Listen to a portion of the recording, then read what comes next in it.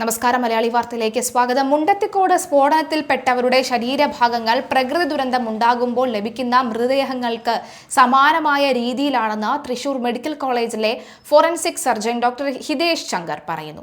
ശരീരഭാഗങ്ങൾ ചിന്നിച്ചിതറിയാണ് ലഭിച്ചതെങ്കിലും ഇനിയെങ്കിലും സുരക്ഷാ ക്രമീകരണങ്ങളിൽ വിട്ടുവീഴ്ച ചെയ്യരുത് എന്നും അദ്ദേഹം പറയുകയാണ്.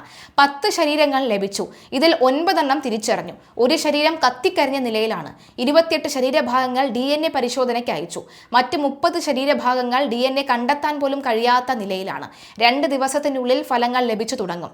മൊബൈൽ DNA യൂണിറ്റ് തൃശൂരിൽ എത്തിക്കും. അവശിഷ്ടങ്ങളിൽ 2 പേരുടെ ശരീരം ഉണ്ടെന്നാണ് നിഗമനം. 4 പേരെയാണ് കാണാൻ ഇല്ലാത്തത്. പൊള്ളലിനേക്കാൾ സ്ഫോടനത്തിന്റെ ആഘാതമാണ് മരണകാരണം. ഡോക്ടർ ഹിതേഷാണ് ഇക്കാര്യങ്ങൾ വ്യക്തമാക്കുന്നത്. തൃശൂർ മുണ്ടത്തിക്കോട് വെടിക്കെട്ട് അപകടത്തിൽ പരിക്കേറ്റ് ICUവിലുള്ള 4 പേരിൽ ഒരാളുടെ നില മെച്ചപ്പെട്ടു.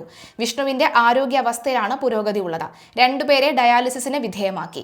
ബേൺസ് ICUവിൽ ചികിത്സയിൽ കഴിയുന്ന തിരുവമ്പാടിയുടെ വെടിക്കെട്ട് കരാറുകാരൻ മുണ്ടത്തിക്കോട് സതീശന്റെ ആരോഗ്യനില ഗുരുതരമായി തന്നെ തുടരുകയാണ്.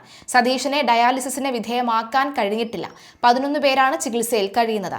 തിരിച്ചറിയാനാവാത്ത വിധത്തിൽ ലഭിച്ച ശരീരഭാഗങ്ങൾ തിരിച്ചറിയാൻ DNA പരിശോധനയും മുണ്ടത്തിക്കോട്ടെ പാടങ്ങളിൽ നിന്ന് ഇന്നലെ ലഭിച്ച ശരീരഭാഗങ്ങളുടെയും പോസ്റ്റ്മോർട്ടം ഇന്ന് നടക്കും. 4 പേരെ കാണാനില്ല എന്ന പരാതിയാണ് നിലവിൽ ലഭിച്ചിരിക്കുന്നത്. അടിയന്തര സ്വഭാവത്തോടെ നടത്തുന്ന DNA പരിശോധനാ ഫലങ്ങൾ നാളെയും മറ്റന്നാളും പുറത്തു വരാൻ തുടങ്ങും. ഇതിനിടെ അപകടത്തിൽ കാണാതായ ഗിരീഷന്റെ അമ്മ മരിച്ചു. പള്ളത്ത് കരുമാലി വീട്ടിൽ ഗൗരിയാണ് മരിച്ചത്. 74 വയസ്സായിരുന്നു. പക്ഷാഘാതത്തെ തുടർന്ന് ചികിത്സയിലായിരുന്ന ഗൗരി വെടിക്കെട്ട് അപകടം നടന്നതിന്റെ തലേ ദിവസമാണ് ഡിസ്ചാർജ് ചെയ്ത് വീട്ടിലേക്ക് വന്നത്. ഗിരിയെ കാണാതായതിനെ തുടർന്ന് മാനസിക വിഷമത്തിലായിരുന്നു. സംസ്കാരം ഇന്ന് വൈകിട്ട് 3 മണിക്ക് പാറമേക്കാവ് ശാന്തി ഘട്ടിൽ നടക്കും.